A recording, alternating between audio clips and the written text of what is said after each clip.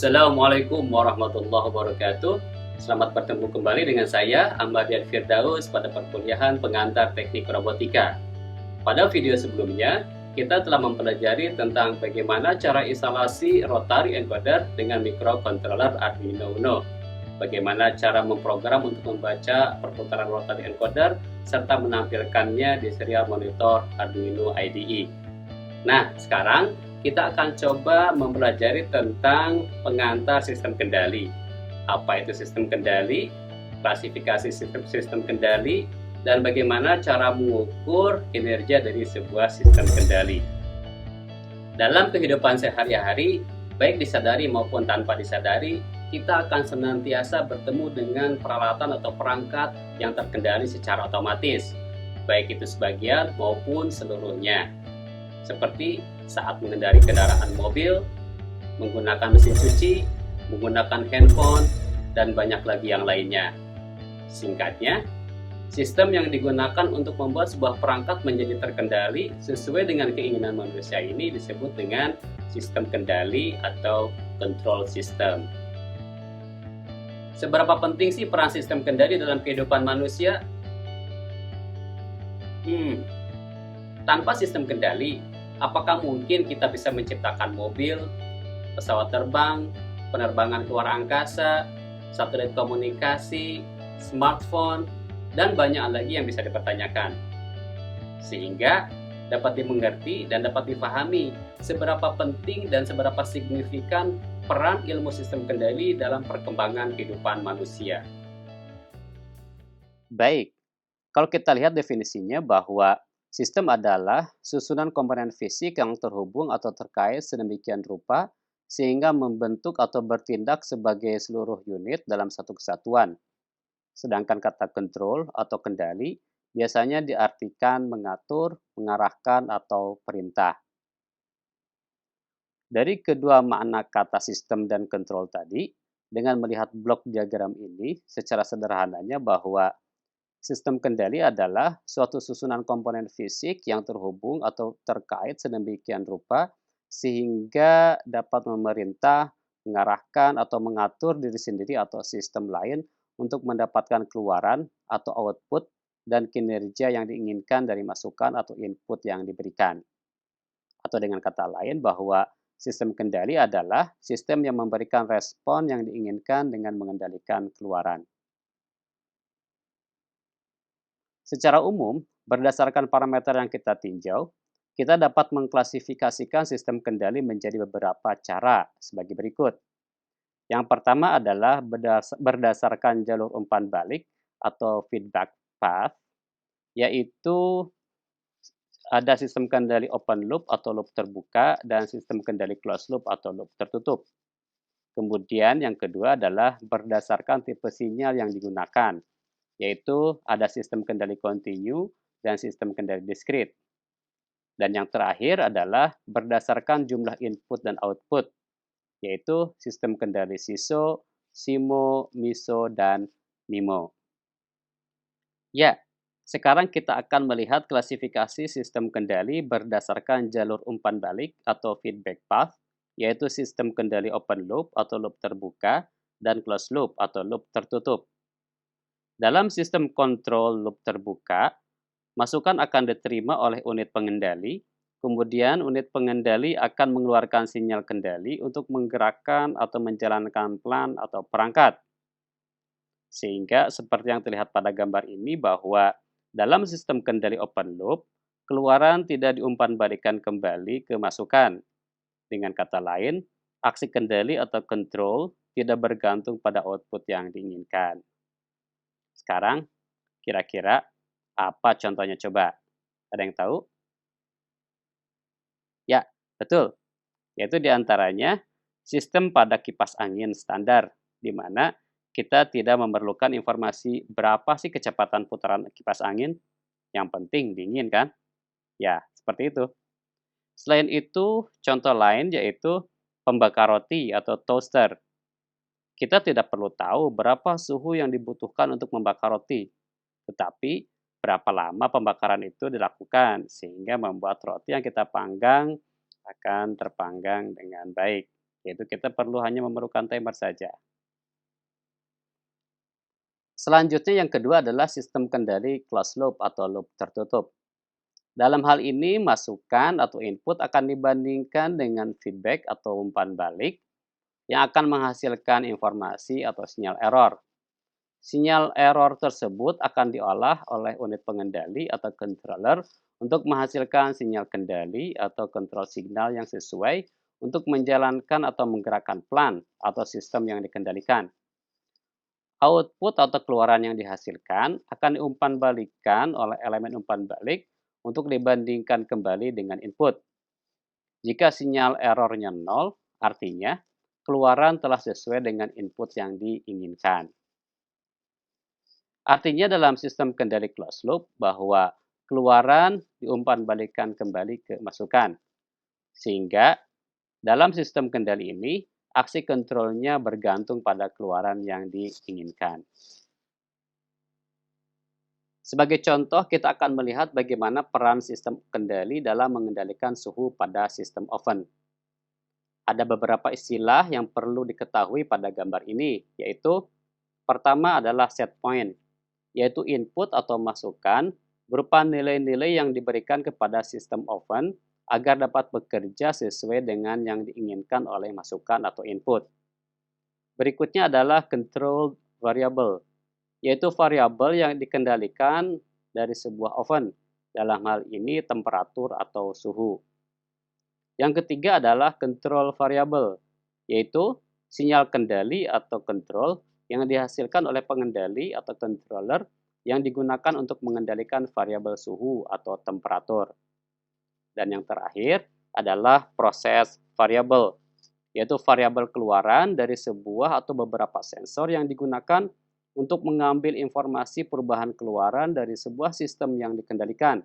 Dalam hal ini, yaitu temperatur, menjadi nilai-nilai yang akan diumpan balikan ke input.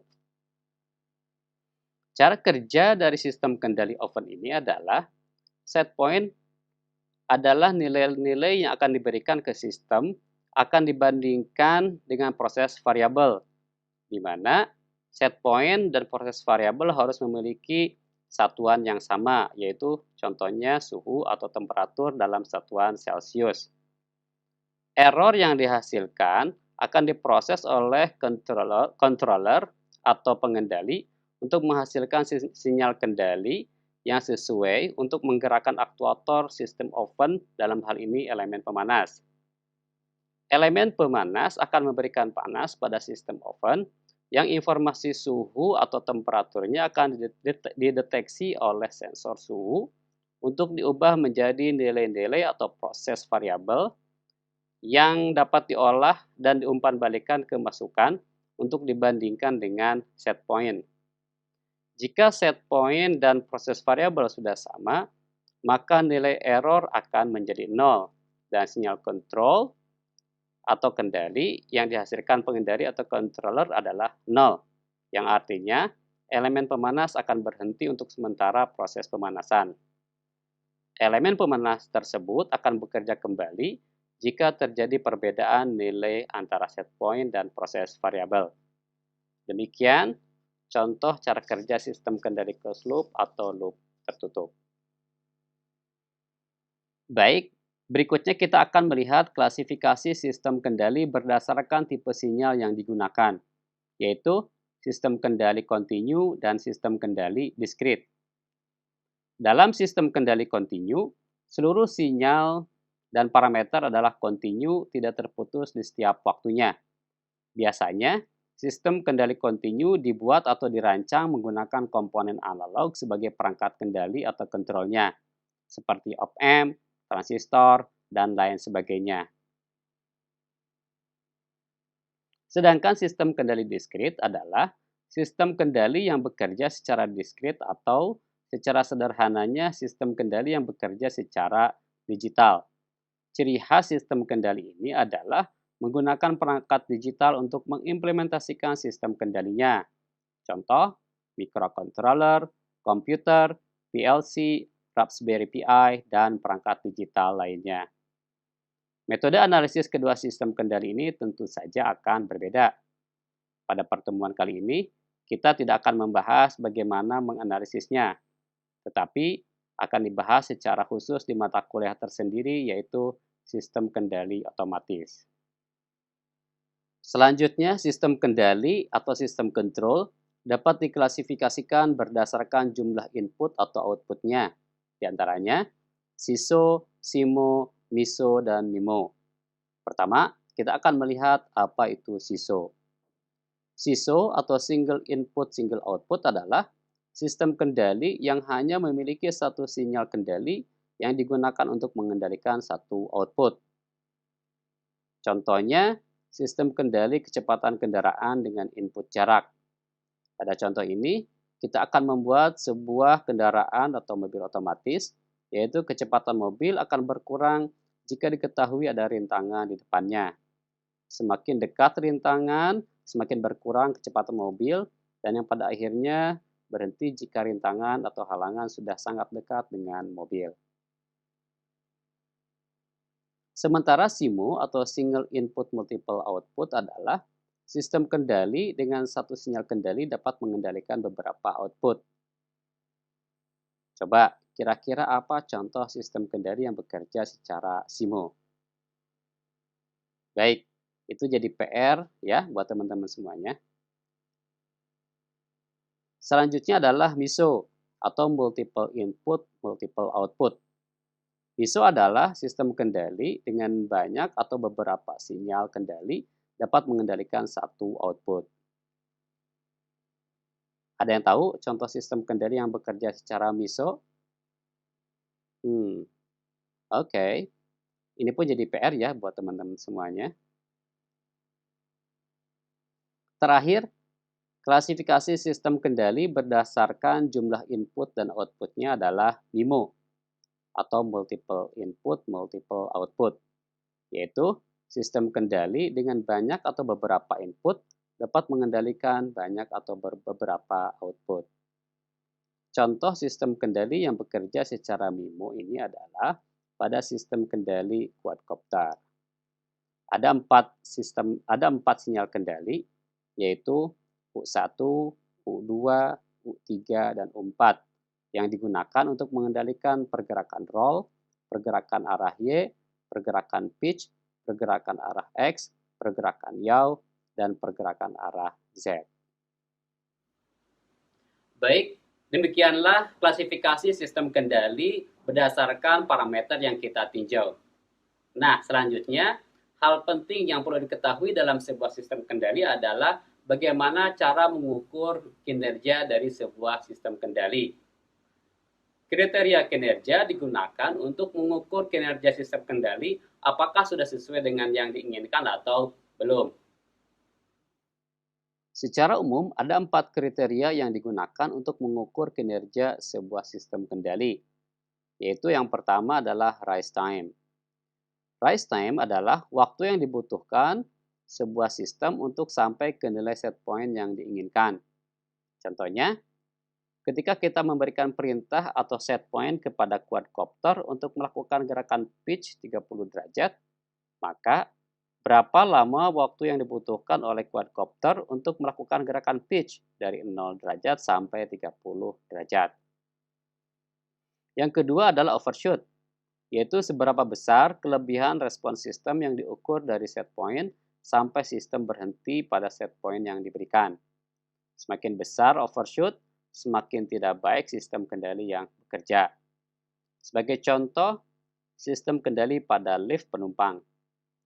Ketika kita menekan tombol lantai 5, ini adalah input set point bagi lift, kemudian lift bergerak menuju lantai 5. Sebelum berhenti di lantai 5, apakah lift tiba-tiba kelebihan menuju lantai 6, kemudian tiba-tiba turun menuju lantai 4, yang pada akhirnya berhenti di lantai 5?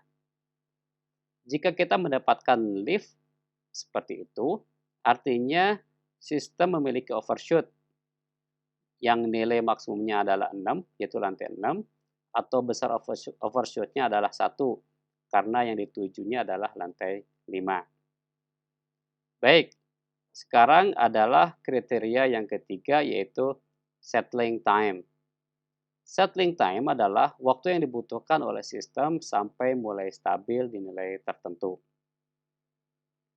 Sementara, kriteria yang terakhir adalah steady state error, yaitu nilai error ketika sistem sudah berada pada kondisi stabil. Contohnya lagi pada sistem lift yang ingin berhenti di lantai 5. Ketika lift sudah berhenti atau tidak ada pergerakan lagi di lantai 5, apakah lift berhenti tepat di lantai 5 atau lantai lift sejajar dengan lantai 5? Atau ada kelebihan? Jika sejajar, berarti steady state error lift adalah 0. Tetapi jika tidak sejajar, berarti ada nilai steady state error pada sistem kendali lift. Semakin kecil nilai steady state error pada sebuah sistem, semakin baik kualitas sistem kendali yang dirancang. Baik rekan-rekan semuanya, demikianlah ulasan atau pembahasan tentang pengantar sistem kendali. Jika ada pertanyaan, silahkan tuliskan di kolom komentar di bawah ini. Pada video selanjutnya, kita akan membahas tentang salah satu metode kendali yang banyak atau populer digunakan di dunia robotika, yaitu PID atau proporsional integral derivatif. Demikianlah dari saya, mohon maaf apabila ada kekurangan. Sampai jumpa kembali di video selanjutnya. Wassalamualaikum warahmatullahi wabarakatuh.